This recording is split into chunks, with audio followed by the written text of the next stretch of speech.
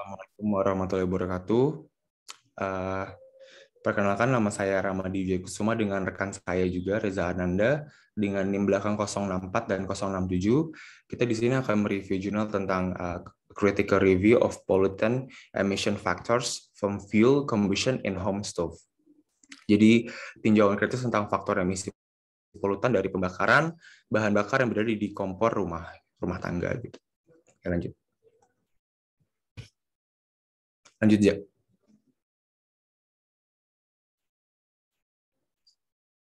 Udah. Yang pertama di sini tuh ada batu bara, jerami, kayu, kotoran hewan dan lain-lain yang dikenal sebagai bahan bakar padat digunakan di rumah tangga, terutama rumah tangga di pedesaan di negara berkembang untuk memasak dan menghangatkan setiap hari. Jadi secara global itu populasi yang menggunakan bahan bakar padat itu cukup banyak, sekitar 3 miliar, meskipun proporsi relatif penggunaan bahan bakar padat telah menurun karena pertumbuhan penduduk. Pembangunan sosial ekonomi yang cepat dapat menyebabkan pengurangan yang signifikan. Jadi semakin modernnya atau semakin masa kininya itu penggunaan bahan bakar yang padat ataupun bahan bakar yang cukup lampau itu tuh akan berkurang seiring jalannya waktu gitu. Karena dari bahan bakar yang lampau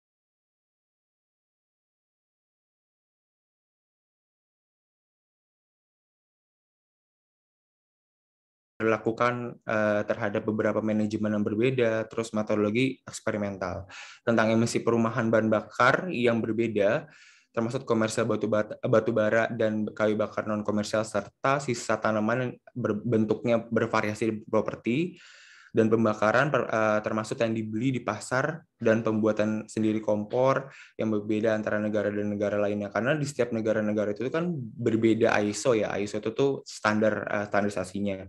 Jadi kalau misalnya di setiap negara itu mempunyai kondisi udara yang berbeda kualitasnya, mungkin dari penduduk-penduduk kecil atau pedesaan-pedesaan itu masih banyak yang menggunakan bahan bakar padat ataupun yang tadi seperti sudah dijelaskan gitu, yang kurang bagus dan kurang efisien juga untuk kualitas kesehatan. Oke, lanjut. Nah, pada di sini ini ada penelitian tentang pembakaran bahan bakar dalam ruangan. Jadi di grafik yang ditampilkan di sini atau gambar tersebut itu merupakan hasil riset antara dua database. Yang pertama ada Web of Science yang dipublikasikan secara bahasa Inggris. Yang kedua ada China National Knowledge Infrastructure untuk penelitian China gitu. Jadi setiap tahunnya mereka melakukan penelitian yang dimasukkan dan diekstraksikan untuk analisis data.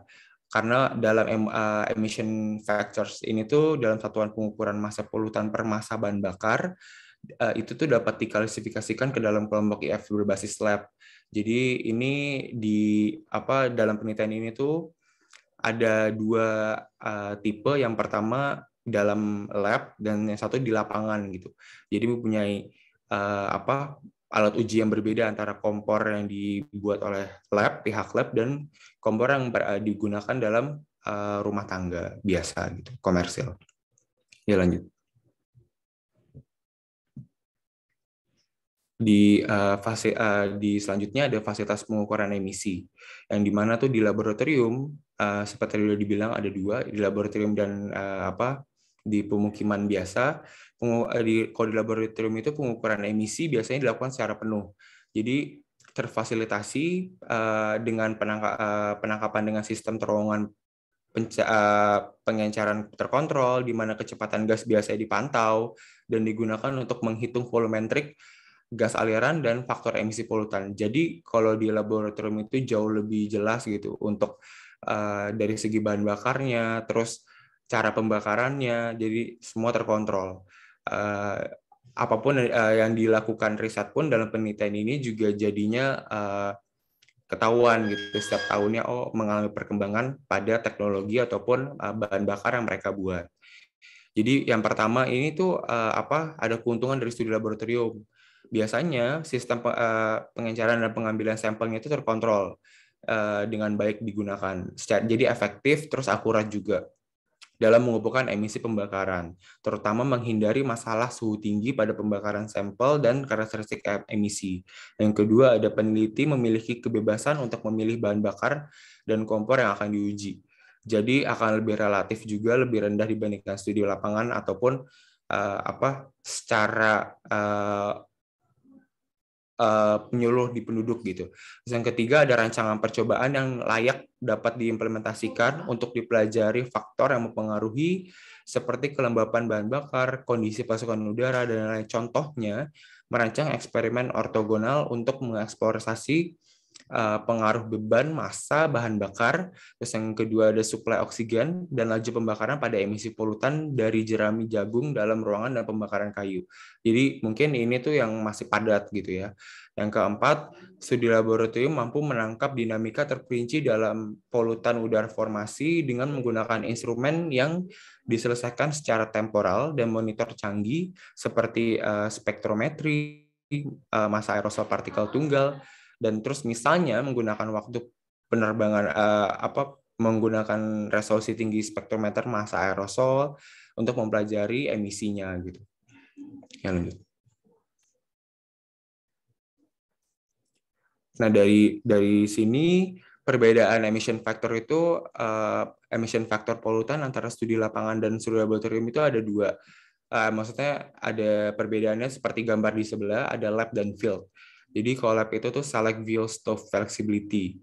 Jadi dia jauh lebih fleksibilitas dalam memilih tadi yang dibilang memilih bahan bakarnya. Tapi kalau di sini yang di field atau yang di lapangan yang pada umumnya itu tidak bisa gitu, apalagi di pemukiman atau pedesaan gitu ya. Jadi mereka nggak bisa mengikuti kompor gas yang sesuai pada ISO yang udah ditetapkan di tahun ini gitu misalnya. Terus yang kedua ada explore influencing factors. Ya kalau yang dimana di lab itu tuh jauh bisa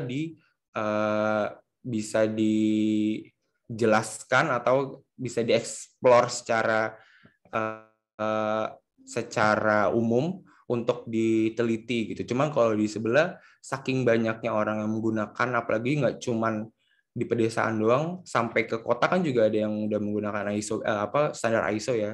Jadi kemungkinan tuh susah mereka untuk bisa meneliti satu persatu. Jadi perbedaannya di lab dan di field itu ada keuntungan dan kerugiannya juga ada. Gitu. Oke, lanjut. Di sini ada pengembangan protokol pengujian yang dimana tuh protokol uji didih di air WBT.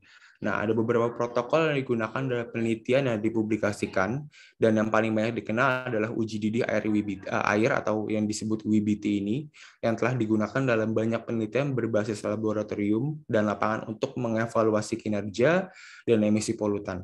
WBT mencakup 3 fase. Yang pertama ada cold start high power, ada hot start daya tinggi, dan fase daya rendah mendidih.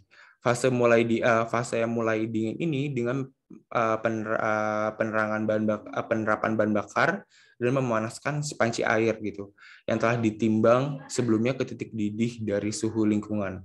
Massa bahan bakar dan arang adalah diukur pada awal dan akhir setiap fase pengujian.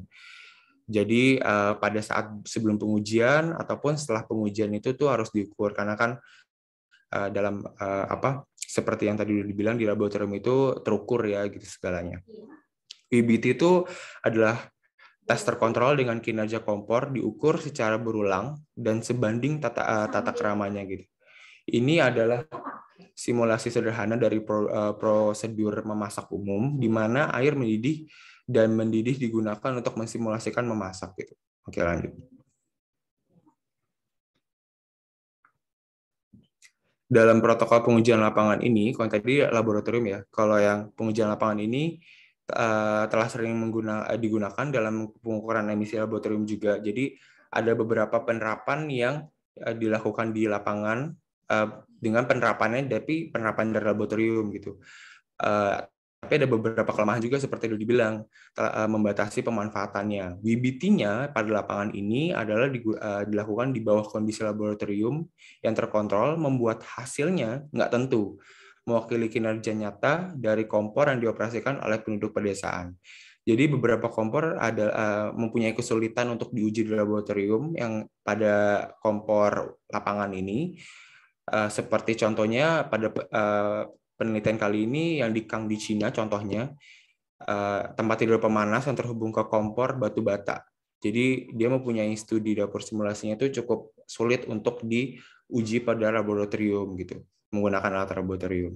Beberapa uji lapangan juga mengikuti standar yang sedikit dimodifikasi dengan protokol WBT ini, tes memasak terkontrol atau CCT, atau tes memasak tidak terkontrol dengan sebutan UCT. Digunakan di lapangan untuk mengukur emisi dengan tugas memasak tertentu atau dengan memasak tanpa kendala masing-masing. Kalau CCT ini dapat memberikan perbandingan kinerja kompor di dalam dunia nyata parameter seperti makanan lokal dan praktik memasak gitu. Jadi pada UCT itu tuh yang di lapangan itu kan nggak terkontrol ya, nggak bisa dikontrol dengan dengan orang-orang lab. Cuman kalau yang CCT ini jauh lebih bisa dikontrol dalam segi makanan apa yang akan digunakan untuk dihangatkan atau dipanaskan gitu-gitu. Oke, lanjut. Nah, dalam beberapa studi CCT atau UCT tadi di lapangan, emisi dari kedua minyak goreng asap dan pembakaran bahan bakar di tungku tanpa ventilasi diambil sampelnya dan diukur berdasarkan massa bahan bakar, tetapi bukan jumlah makanan dan emisi gabungan dilaporkan. Jika emission factors-nya tersebut digunakan dalam inventaris pembangunan atau studi pemodelan, mungkin ada bias yang cukup besar dan mungkin melebih-lebihkan emisi polutan gitu. Jadi terkadang kalau misalnya dalam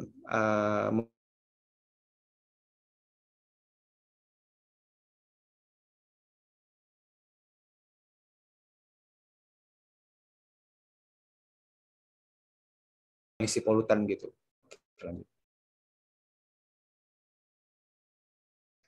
Yang di sini ada protokol standar internasionalnya atau yang tadi sesuai dengan ISO ya, yang disebut dari awal untuk menyediakan proses pengujian standar di mana kinerja bahan bakar, kompor, wadah memasak, dan prosedur pengoperasian yang berbeda dapat dibandingkan langsung di bawah kondisi yang dikendalikan laboratorium. Ini ISO yang di bawah ini tuh international protokol. Jadi telah dikembangkan berdasarkan praktik terbaik dari metode pengujian yang ada dan pengalaman uji kompor sebelumnya. Jadi setiap tahun itu selalu ada perkembangan terhadap uji coba dari bahan bakar setiap kompor, entah setiap merek mereka uji gitu dalam protokol ISO. Sistem kompor diuji dalam 3 fase: rendah daya, daya sedang, dan daya tinggi. Dengan pengujian 30 menit atau sampai 60 menit periode fase tergantung pada jenis kompornya. Jadi kan setiap negara itu mempunyai tipe kompor yang berbeda dan punya ISO juga setiap masing-masing negara ya. Jadi tetap diuji melalui tahapan internasional. Nanti diujinya kurang lebih dari 30 sampai 60 menit setiap periode fase gitu. Oke, lanjut.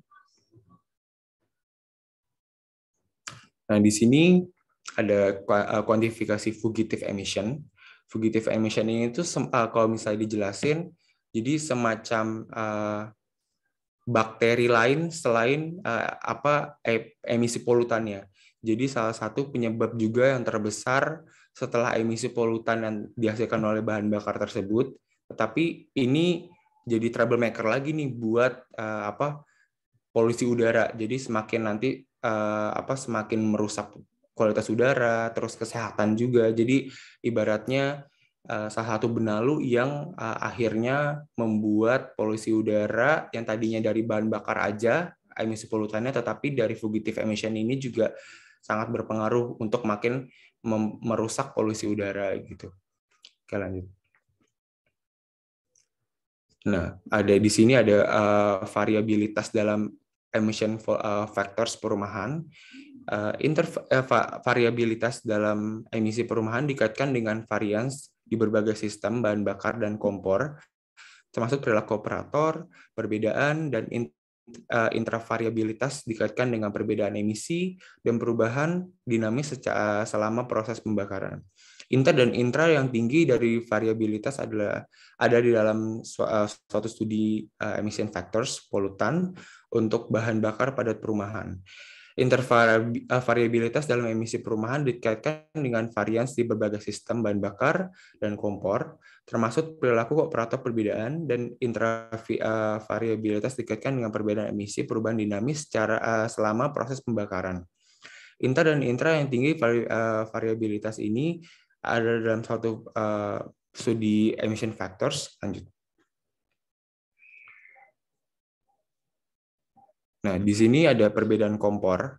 Ada puluhan ribu kompor yang kita udah dibilang ya dari berbagai negara di dunia digunakan dalam rumah tangga ini. Meskipun jenis kompor diakui sebagai faktor utama menyebabkan perbedaan pembakaran dan emisi, sangat sulit juga untuk praktek yang tadi sudah dibilang juga sama saya, bahwa saking banyaknya perbedaan di setiap seluruh dunianya, jadi nggak mungkin juga di setiap negara menguji di setiap merek untuk menguji tentang bahan bakar yang dihasilkan dari setiap kompor, mau dari kompor yang sudah umum digunakan sampai yang tadi masih digunakan pada pedesaan gitu yang belum sampai. Nah, kompor diklasifikasikan ke dalam kelompok yang berbeda berdasarkan bahannya. Misalnya dari besi atau bata. Fungsinya misalnya memasak dan memanaskan.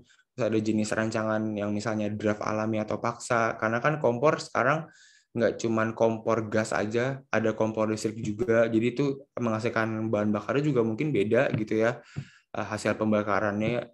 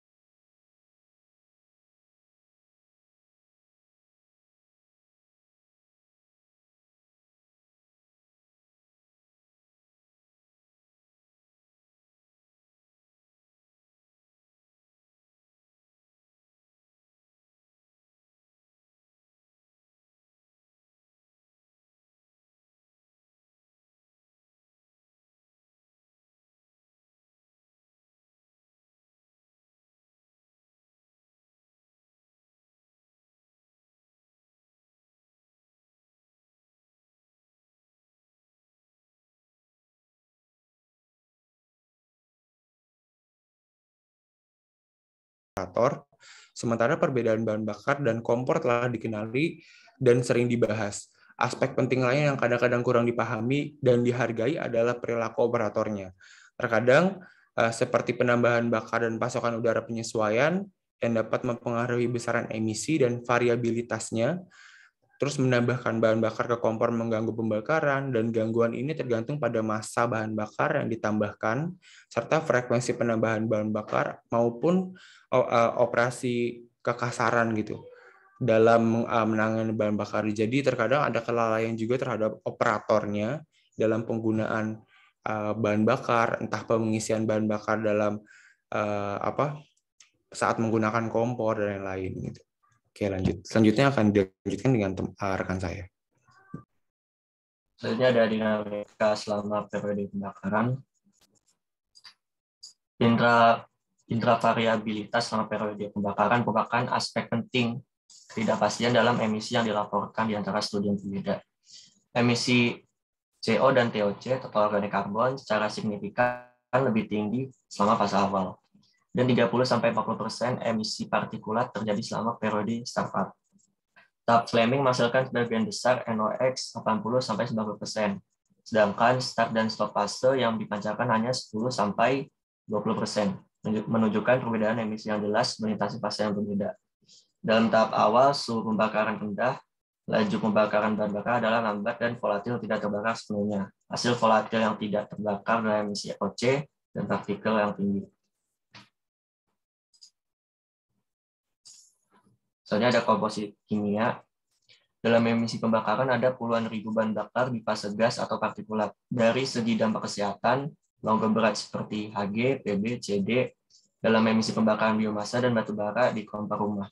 Tingkat merkuri untuk kayu bakar, jerami, dan pelet adalah masing-masing 0,65 sampai 28,44 Mg per G, 3 sampai 12 Mg per G, dan 5,22 sampai 8,10 Mg per gram.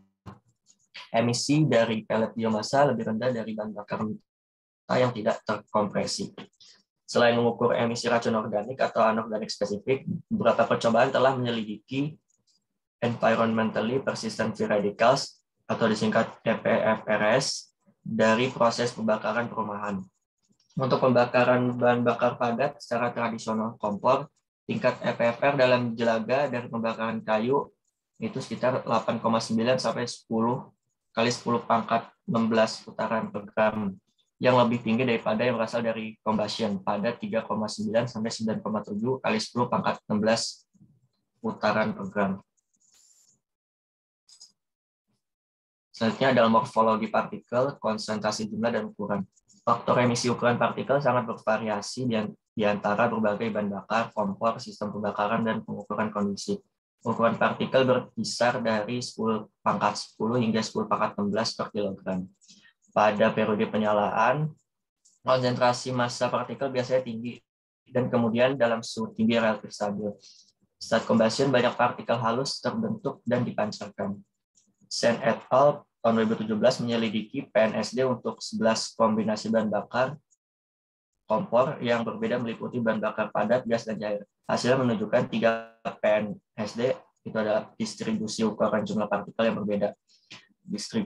Distribusi bimodal dengan puncak pada 50 dan 120 nm, dan distribusi unimodal dengan puncak pada 30-40 atau kurang dari 30 nanometer.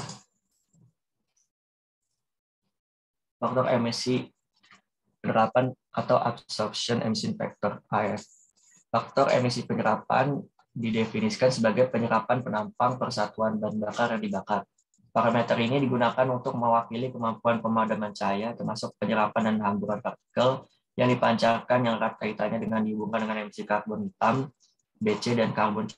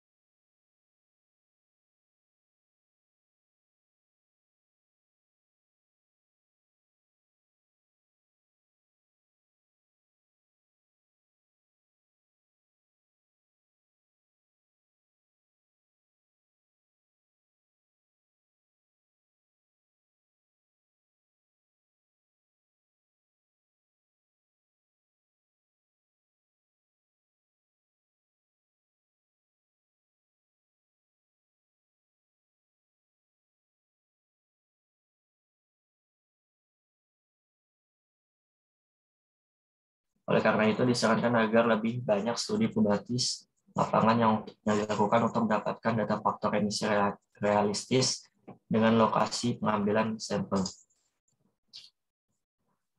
Tes laboratorium dan standar protokol. Meskipun faktor emisi berbasis lapangan lebih realistis, presisi dan kualitas jaminan dalam studi lab umumnya lebih baik daripada penelitian di kondisi lapangan, dan studi lab lebih efisien waktu dalam menguji serangkaian bahan bakar dan kompor yang berbeda. Standarisasi protokol pengujian sangat penting dalam membandingkan dan mengevaluasi sistem bahan bakar kompor. Komite Teknis ISO 285 mengembangkan ISO 19867 2018, urutan uji lab untuk emisi dan kinerja bentuk, keamanan dan daya tahan dari praktik terbaik, pengalaman pusat pengujian di banyak negara, dan metodologi dari sektor terkait.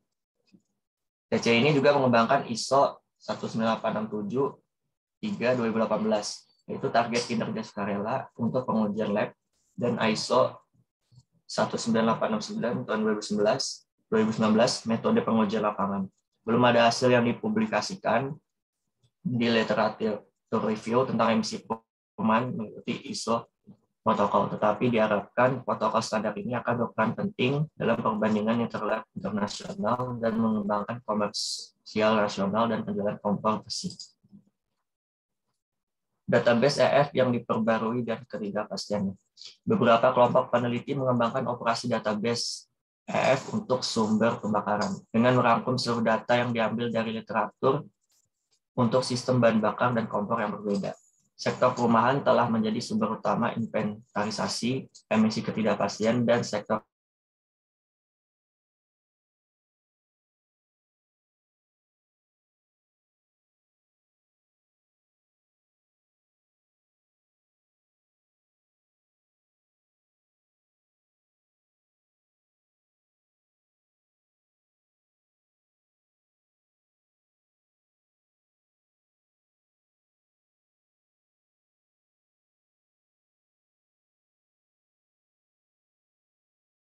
inventarisasi. Simpulannya, pembakaran bahan bakar padat di kompor rumah dengan efisiensi rendah menghasilkan banyak udara polutan, menyebabkan polusi udara yang parah dan hasil kesehatan yang merugikan. Dalam mengevaluasi dampak pada kesehatan manusia dan iklim, sangat penting untuk memahami proses pembentukan dan emisi polutan udara dari pembakaran ini. Faktor emisi polutan udara dari pembakaran bahan bakar padat dalam ruangan biasanya sangat bervariasi dalam protokol pengujian yang berbeda, sistem bahan bakar, instrumen pengambilan sampel, analisis, dan kondisi lingkungan. Variabilitas dalam EF, studi lapangan diharapkan dapat memberikan EF yang lebih realistis untuk inventarisasi emisi lab. Karena lab studi biasanya tidak mensimulasikan kondisi pembakaran dunia nyata dengan baik. Namun yang terakhir memiliki banyak keuntungan dalam mengevaluasi mekanisme pembentukan dan faktor-faktor yang mempengaruhi variasi dalam EF polutan yang diamati. Sifat bahan bakar dan desain kompor mempengaruhi emisi, dan variasinya sangat dipengaruhi oleh beberapa faktor. Klasifikasi kompor merupakan tantangan dalam perbandingan hasil EF dari berbagai penelitian. Lab dan metode berbasis lapangan untuk mengukur emisi sebagai kontributor penting polusi udara dalam ruangan telah dikembangkan, dan pekerjaan prioritas adalah mengembangkan database yang mencakup berbagai kombinasi kompor bahan bakar. Faktor ini harus menjadi aspek penting dari pekerjaan masa depan. Sekian dari presentasi kelompok kami. Jika ada pertanyaan, dipersilakan.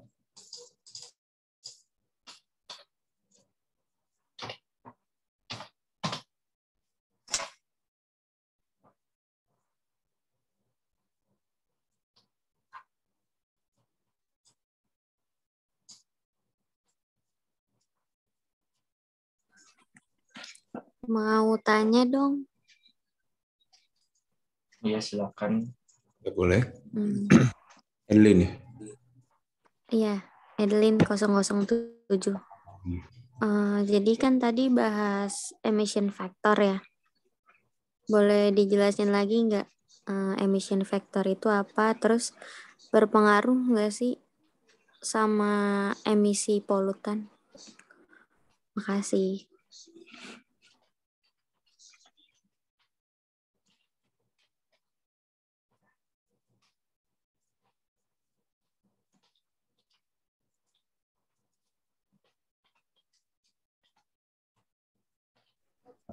Apa ada yang mau bertanya lagi?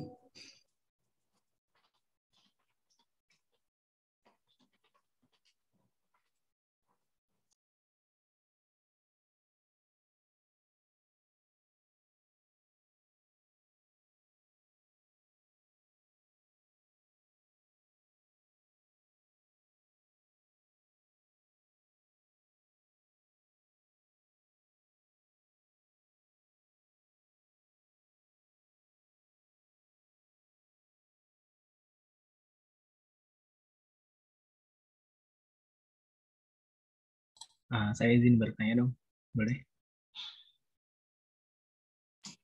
Ya, silakan Mas Oke. Rizky.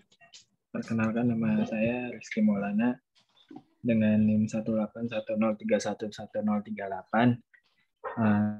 Di sini saya ingin bertanya, apakah metode yang terbaik dalam mengurangi emisi pembakaran pada biomasa yang tadi dijelaskan?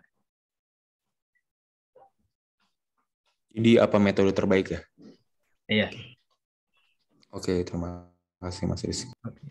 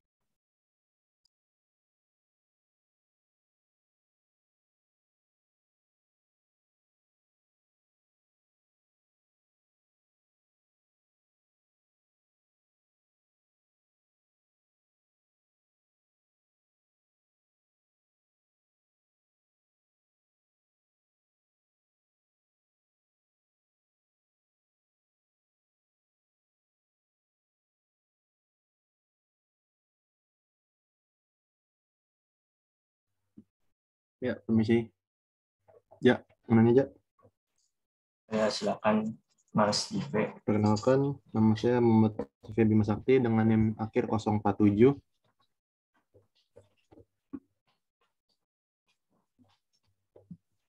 Nah, saya ini ingin bertanya, apa sih yang dimaksud dengan environmentally persistent free radicals atau EPFRS? Terima kasih.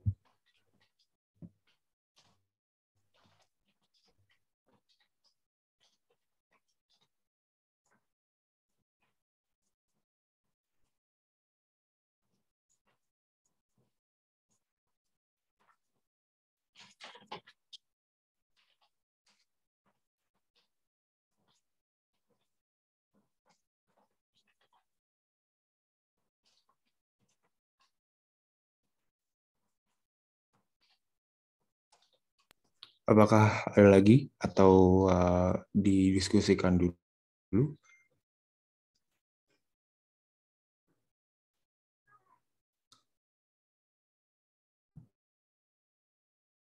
Pak Damora, minta waktunya untuk mendiskusikan sebentar ya Pak ya. Iya, silakan. Jadi waktunya bisa berdiskusi dari anggota kelompoknya untuk mendiskusikan dari pertanyaan yang ditanyakan.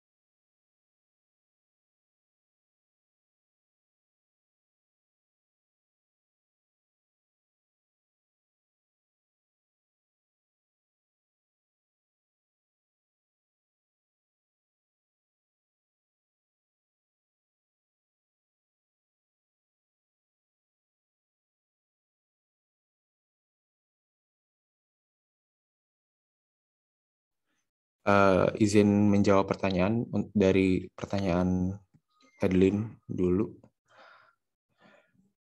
Tadi kan Adeline nanya pengaruhnya dan dari emission factors ini juga penting dalam mengatur emisi polutan dan menetapkan kebijakan pengendalian.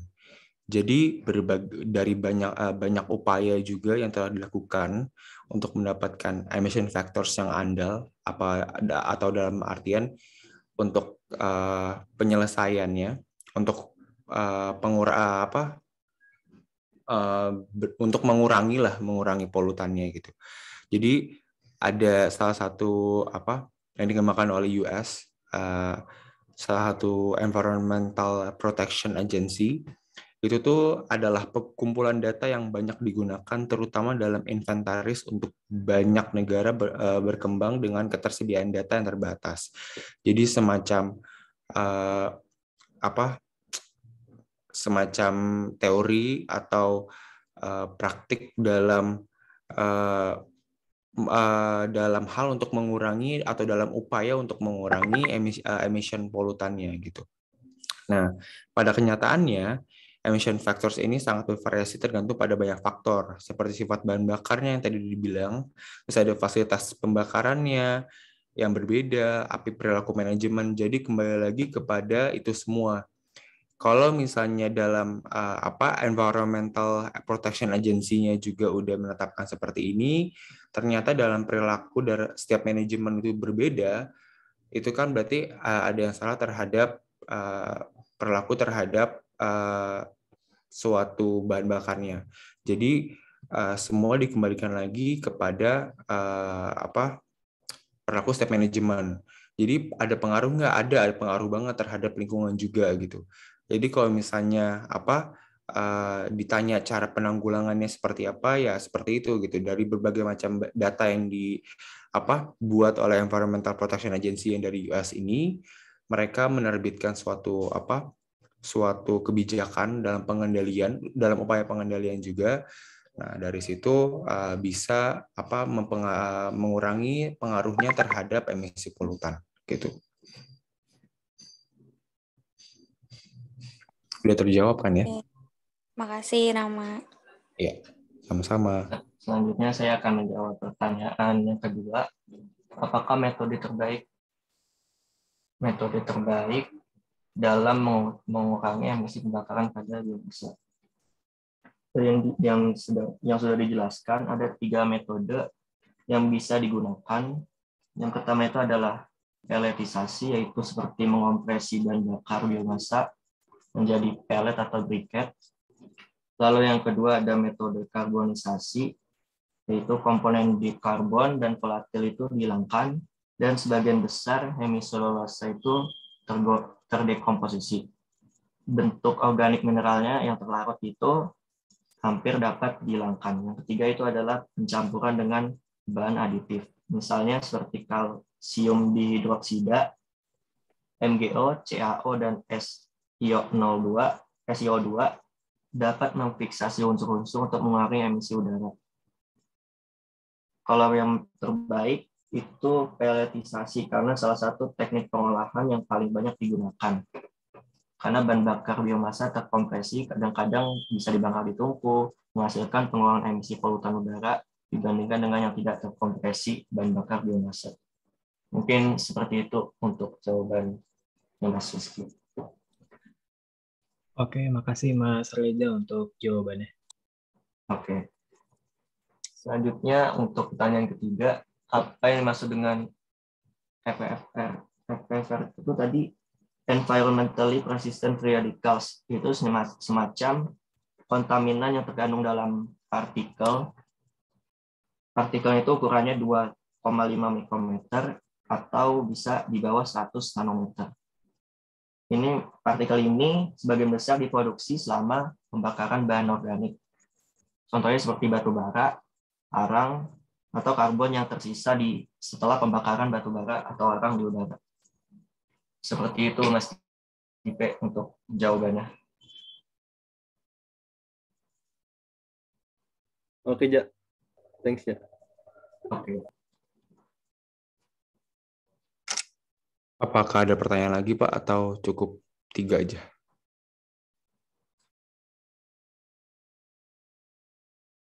Untuk kelompok yang selanjutnya masih ada yang presentasi lagi?